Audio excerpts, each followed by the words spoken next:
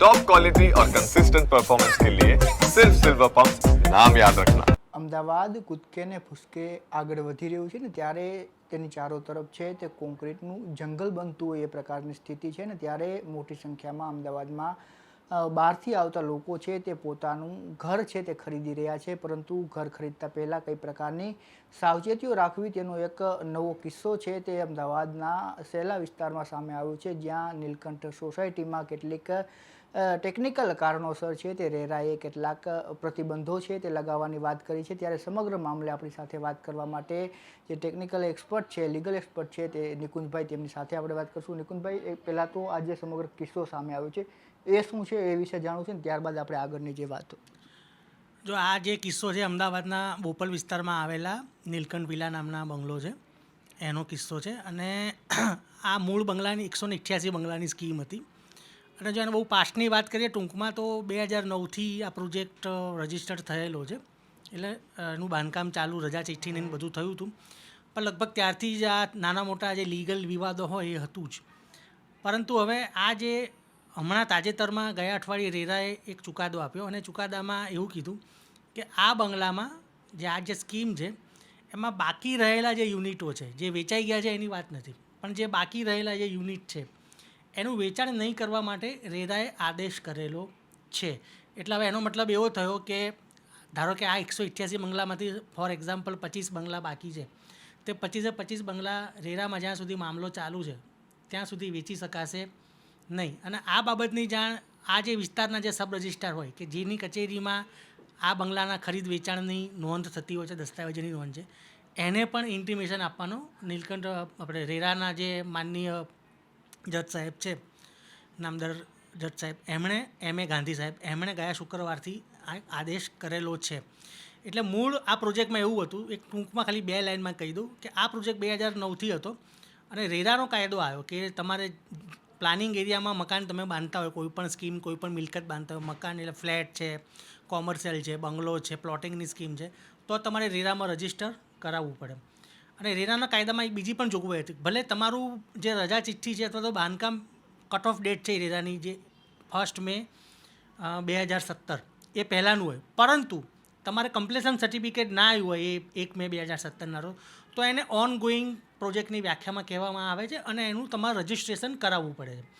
આ મામલામાં એવું હતું કે ભલે ઘણા બધા બંગલાઓનું બાંધકામ પૂરું થયું હતું, પણ એનું કમ્પ્લીશન સર્ટિફિકેટ, બીયુ સર્ટિફિકેટ આવ્યું નહોતું, અને બીજા જે પ્લાનમાં બતાવેલા હતા એ ઉપરાંત બીજા 15 બંગલાઓનું બાંધકામ કરવામાં આવેલું છે અને એનું વેચાણ કરવામાં આવ્યું છે એવું જે ફરિયાદી છે એમણે આક્ષેપ કરેલો। અને રેરામાં આ મામલો કહેતા રેરાએ પણ બધા ડોક્યુમેન્ટ જોઈને કીધું કે હા, અમારી જે કટ ઓફ ડેટ છે એ દરમિયાન આમનું રજિસ્ટ્રેશન આમણે કરાયેલું નથી, એટલે ઓન ગોઈંગ પ્રોજેક્ટ કહેવાય, એટલે એનું રજિસ્ટ્રેશન કરાયું નથી। અને રેરાના માનનીય સેક્રેટરી છે એની જોડે આ મામલો રિફર થયો હતો બિલ્ડરની સામે કાયદેસર પગલાં લેવા માટે, અને એ રિફર થયેલો તો એ બધા ધ્યાનમાં લઈ અને મુખ્ય વાત તમને કહી દઉં કે ભાઈ એમણે રજિસ્ટર કરાયા વગર જાહેરાત, બુકિંગ અને વેચાણ કરેલું, એટલે કાયદાનો જે ભંગ કર્યો હતો રેરાની કલમ 3 કે જેમાં તમારે રજિસ્ટ્રેશન કરાવવું પડે છે, એ ભંગ બદલ અત્યારે એનું બધું બુકિંગ ને બધું કહેવાય ને કે સ્ટે લાવી દીધેલો છે। હવે સ્ટે લાવી દીધો, ત્યારે આગળની જો આપણે વાત કરીએ જે વિકલ્પો છે તો એ વિકલ્પો કયા પ્રકારના છે? શું કોઈ પેનલ્ટીથી આનો ઉકેલ આવી શકે છે, અથવા તો કોઈ અન્ય પગલાં છે તે રેરા દ્વારા લેવામાં આવે? એટલે જો રેરા છે એ તો જો બિલ્ડર સામે જે પણ પગલાં લેવાના હોય એ પ્રોજેક્ટ કોસ્ટના અમુક ટકા હોય છે, 5થી લઈને 10% સુધીની પેનલ્ટી ને એવી બધી બિલ્ડરની જોગવાઈ, પેનલ્ટી કરવાની જોગવાઈ છે, કાયદેસર ઘણા બધા કડકમાં કડક કાર્યવાહી કરવાની જોગવાઈ છે, એ મુજબ તો કાર્યવાહી બિલ્ડર સામે કરશે જ। પણ સવાલ એ છે કે પબ્લિકે આવા કિસ્સાઓમાં શું કરવું? તો પબ્લિક જ્યારે પણ કોઈ નવી સ્કીમમાં પડતા હોય ત્યારે મારો તો એક બધાને હું કહું છું, જે પણ મને મળવા આવે, જે પણ મારી સલાહ લેવા આવે એમને હું કહું છું કે તમે જ્યારે નવી મિલકત ખરીદતા હો તો અત્યારે તો ઘણા વર્ષોથી એવો ટ્રેન્ડ છે કે એ લોકો વાસ્તુશાસ્ત્રીને બતાવતા હોય છે, અમુક જ્યોતિષને બતાવતા હોય છે, અમુક પોતાના જે માનીતા સંત મહાત્મા હોય એને પણ જગ્યા બતાવતા હોય છે કે બીજું આ જગ્યા મારા માટે બરાબર છે કે નહીં, તો તે તેમની આસ્થા પ્રમાણે કરતા હોય છે તો બરાબર છે। તો પછી તમે તમારા વકીલ સાહેબને કેમ રોકતા નથી? તમે તમારી જિંદગીભરની મૂડીનું ખર્ચ કરી અને તમે જ્યારે મિલકત ખરીદો છો અને તમે અને તમારી આવનારી પેઢી એમાં રહેનાર હોય છે, તો પછી તમારે એક વકીલ સાહેબને તો રોકવા જ જોઈએ કે જેના કારણે તમને ખબર પડે, વકીલ સાહેબ હોય એ તમે સ્કીમનું બ્રોશર લઈને જાઓ, સ્કીમનું નામ લઈને જાઓ, એમની જગ્યા લઈને જાઓ, એમના ડોક્યુમેન્ટ લઈને જાઓ, તો જેમ આપણે જૂની પ્રોપર્ટીમાં આપણે જેમ ટાઇટલ ક્લિયર કરાવીએ છીએ કે ભાઈ બધું ટાઇટલ ક્લિયર છે, કોઈ જાતનું એની અંદર ઓબ્જેક્શન નથી, લીગલ કેસ નથી, બીજા કોઈ ડિસ્પ્યુટ નથી, લોન નથી ચાલતી, એ બધું આપણને ટાઇટલ ક્લિયરમાં ખબર પડે છે. તો હવે આવા બધા કિસ્સાઓ રોજબરોજ બનતા હોય છે. તો આપણે ભલે કોઈ પણ સારામાં સારા બિલ્ડરની પણ સ્કીમ હોય તો આપણે આંખો મીચીને આપણે લઈ લેવાના બદલે એક વખત આપણે કોઈ લીગલ પ્રેક્ટિશનર હોય એને કાગળિયા બતાવી અને એમની જોડે બધું સર્ચ રિપોર્ટને બધું કરાવીને એમની સલાહ લઈને આગળ વધો ને તો આવી બધી જે સમસ્યાઓ છે ને એ થાય નહીં, અને થાય ને તો આપણે એને પહેલેથી જ અટકાવી શકીએ છીએ. ખાસ કરીને નવા મકાનોની તો વાત છે, પરંતુ જૂના મકાનો હોય છે, જે જૂની સ્કીમ હોય છે, એમાં પણ એ પ્રકારની ઘટના સામે આવતી હોય છે કે એક ફ્લોર ઉપર જે પ્લાનિંગ છે એ મુજબ 3 જ બ્લોક હોય છે, એમ છતાં બિલ્ડરે 4 બનાવી દીધા હોય છે. ત્યારે ફરી જ્યારે એ પ્રોજેક્ટ રીડેવલપમેન્ટમાં જતો હોય ત્યારે પણ મુશ્કેલીઓ આવતી હોય, એટલે જૂની સ્કીમોમાં પણ ટાઇટલ ક્લિયરવાળી વાત લાગુ પડે. હા, એટલે જૂની સ્કીમમાં તો તમારે ટાઇટલ ક્લિયર કરાવવું જ પડે. જ્યારે તમે રિસેલમાં ફ્લેટ લેતા હોય ત્યારે આગલા માલિકે કોઈ એની ઉપર બોજો ઊભો કરેલો નથી, લોન લીધી નથી, અથવા કોઈ રજિસ્ટર્ડ કે અનરજિસ્ટર્ડ બાનાખત કરેલો નથી, એ બધું જ ચેક કરવા માટે તમારા જે લીગલ પ્રેક્ટિશનર હોય, વકીલ સાહેબ હોય, એની સલાહ લઈને આગળ વધવું જોઈએ, નહીંતર ફસાઈ જવાય. કેમ કે રિસેલ પ્રોપર્ટી હોય તો તમારે સૌથી પહેલાં તો એનો જે રેવન્યુ ડિપાર્ટમેન્ટમાંથી સર્ચ રિપોર્ટ કરાવવાનો હોય છે. સર્ચ રિપોર્ટ કરાવો એમાં તમને ખબર પડી જાય કે ભાઈ આમાં કોઈ લોન છે કે નહીં, મોર્ગેજ કરેલું છે કે નહીં, અથવા તો કોઈ પણ ફાઇનાન્શિયલ ઇન્સ્ટિટ્યૂટનો બોજો છે કે નહીં, કોઈએ રજિસ્ટર્ડ બાનાખત કરેલું છે કે નહીં. જે એ 2 વસ્તુ હોય, રજિસ્ટર્ડ બાનાખત હોય અથવા તો લોન લીધેલી હોય, તો પછી એનું ટાઇટલ ડિસ્પ્યુટેડ કહેવાય છે. તો લોન ભરપાઈ કરી દેવી પડે, અથવા જો રજિસ્ટર્ડ બાનાખત હોય તે બાનાખત તમારે કેન્સલ કરાવી, જે આગલા માલિક અને જે બાનાખત જેણે કરાવી લીધો એમના વચ્ચેનો, અને પછી કોઈપણ જાતનું બોજા મુક્ત મિલકત હોય પછી જ તમારે એ ખરીદવાની હોય છે. અને બીજું કે નવી મિલકત પણ ખરીદો ત્યારે ઘણી વખત બિલ્ડર દ્વારા પણ અમુક વાયદાઓ કરવામાં આવેલા હોય છે બ્રોશરમાં, એ વાયદાઓ પણ પૂરા કરવામાં આવતા હોતા નથી. તો એનું પણ વાયદા પૂર્ણ કરે એવી બિલ્ડર પાસેથી ખાતરી લઈ અને આગળની કાર્યવાહી કરવી જોઈએ. એક અંતિમ સવાલ છે કે જ્યારે નવી સ્કીમ લોન્ચ થતી હોય ત્યારે રેરા નંબર પડ્યા વગર જ કેટલાક લોકો સસ્તું હોય એની લાઈનમાં બુક કરાવી લેતા હોય છે, તો એવા સંજોગોમાં લોકોએ શું કાળજી રાખવી? વહેલા બુક કરાવી લેવું જોઈએ અથવા તો રેરામાં રજીસ્ટર થાય એ પછી જ કોઈ આગળ વધવું જોઈએ? જો તમે વહેલા બુક કરાવો છો તો ફાયદો પણ છે અને ગેરફાયદો પણ છે. તમને હમણાં જ કહું કે રિસેન્ટલી એક પ્રિવિલોન ગ્રુપ કરીને એક ત્યાં શૈલામાં 2 સ્કીમો મૂકી હતી. હવે એ 2 સ્કીમોમાં એ લોકોએ બુકિંગના પૈસા પણ લઈ લીધા હતા, સસ્તા ભાવે મકાન મળતા હતા પ્રી બુકિંગ ઓફરના કારણે, અને એ લોકોએ પૈસા લીધાનું MOU ને બધું પણ કરેલું હતું, પણ એ વસ્તુ રેરામાં રજિસ્ટર્ડ પણ નહોતી. બીજું કે એ જમીન છે એના દસ્તાવેજ જે મૂળ જમીન માલિક છે હમણાં કરેલા નહોતા, અને લોકો જોડે કરોડો રૂપિયાનું ફ્રોડ થઈ ગયું હતું.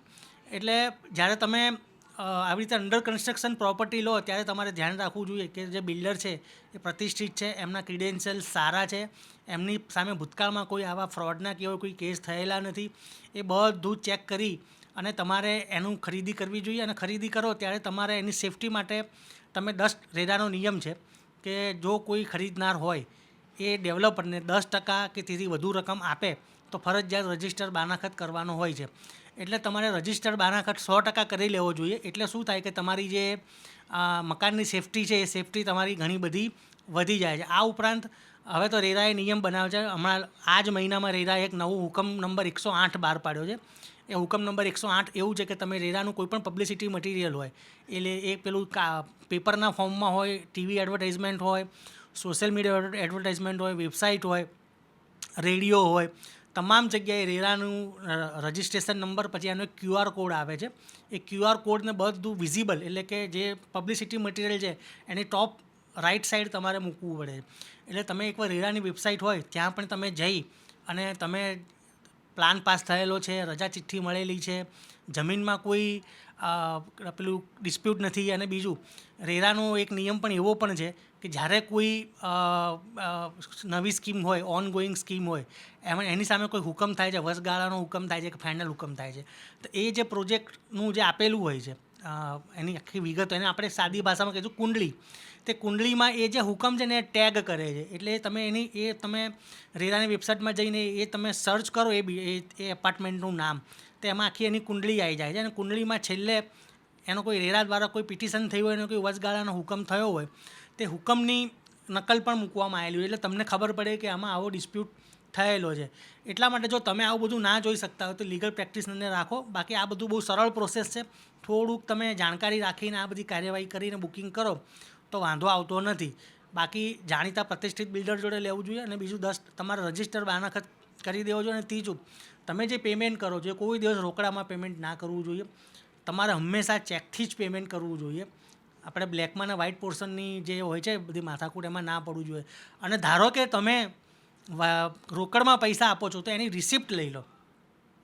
રિસિપ્ટમાં તમે ખાસ લખો કે ભાઈ ફલાણા એપાર્ટમેન્ટના ફલાણા નંબરના બ્લોકમાં આ નંબરનું જે મકાન છે એ મેં ખરીદ્યું છે, એના પેટે આ રોકડ રકમ અમે આપેલી છે. હમણાં બરોડાના એક કેસમાં એવું થયું હતું કે એક ભાઈએ રોકડ રકમ તો આપી હતી અને રિસિપ્ટ પણ બિલ્ડરે આપી હતી, પણ એમાં એ જે મકાન છે એનું નામ નહોતું, નંબર નહોતો લખ્યો.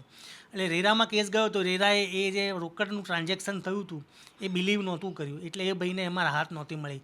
એટલે બધું કામ તમે જેમ વાસ્તુશાસ્ત્રની જ્યોતિષ રાખો છો તો પછી વકીલ કેમ ના રાખવા. એટલે તમારે હંમેશા લીગલ પ્રેક્ટિસની અંદર રાખી આવા લાખો કરોડો રૂપિયાની તમે જીવન મૂડી કહેવાય કે આપણી મરણ મૂડી કહેવાય, રિટાયરમેન્ટના પૈસા હોય એ બધું તમે રોકતા હો ત્યારે આવી બધું કહેવાય ને કે ડ્યુ ડિલિજન્સ સાવધાની રાખવી અત્યંત જરૂરી છે. નીકળ ફ્રોડ થવાની 100% શક્યતાઓ છે. તો જે પ્રકારે અમદાવાદમાં લોકો ઘર ખરીદી રહ્યા છે ને મોટી સંખ્યામાં લોકો છે તે પોતાના ઘરો ખરીદી રહ્યા છે, ત્યારે આ એ તમામ બાબતો છે કે જે ઘર ખરીદતા પહેલાં છે તે ધ્યાને રાખવી જોઈએ અને લીગલ જે સલાહ છે તે પણ લેવી જોઈએ. જો તમે આ તમામ બાબતોને ધ્યાને નથી લેતા તો ફરી નીલકંઠ બંગલોના રહેવાસીઓ જે પ્રકારની મુશ્કેલી અત્યારે સહન કરી રહ્યા છે એ જ પ્રકારની મુશ્કેલી તમારે પણ સહન કરવી પડી શકે છે. કેમેરા પર્સન સુરેશ રાજપૂત સાથે જયેશ ચૌહાણ, ન્યૂઝ કેપિટલ, અમદાવાદ.